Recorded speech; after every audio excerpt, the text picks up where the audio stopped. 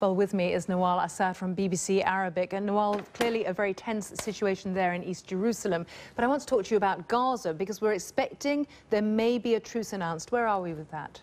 Well, it is very difficult for Hamas to announce that they are trying to seek a truce with Israel.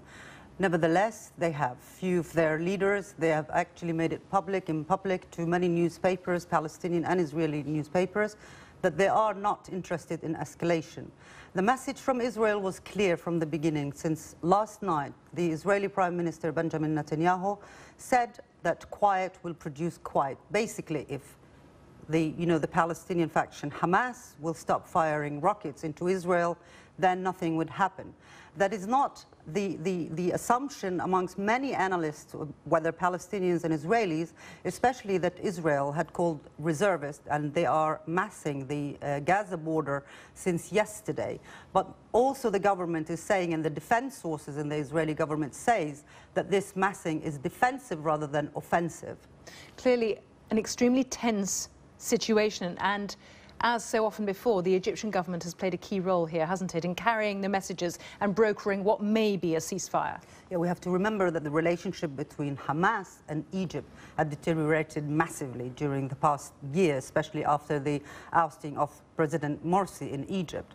Now, that had left Hamas more isolated. But the interesting thing that there were many reports that the messages that Hamas was sending to Israel were going through Turkey and through Qatar. Now, Egypt did not deny during the past, actually 3 weeks since Israel started the military operations in the West Bank and hitting Gaza as well, some targets in Gaza, denied that they are trying to mediate some kind of a ceasefire between both parties. Many might say to you, actually, there is no war to have a ceasefire because this rocket, throwing had been taking place for... But Egypt has been crucial, hasn't it? And you're right, under the Muslim Brotherhood, there was a more friendly situation. And I suppose now it's also harder for Hamas to get weapons, to get other supplies smuggled in. Especially... It's a tougher situation for Hamas overall. Yeah, it is also tough with Iran, it's tough with Syria, because of Khalid Mishal, the head of the Hamas organization.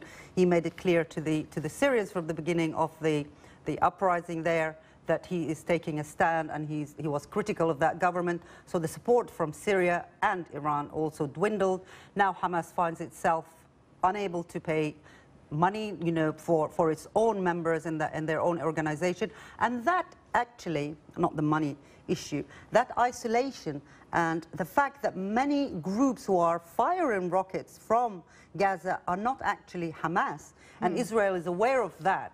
So they are aware, they're trying to regain the balance of power and deterrence in Gaza, where it's actually to Israel. Nobody is calling the shots in Israel. Thank you for bringing us up to date there and giving us some insight into what is extremely complicated, and we'll keep you up to date on what's happening.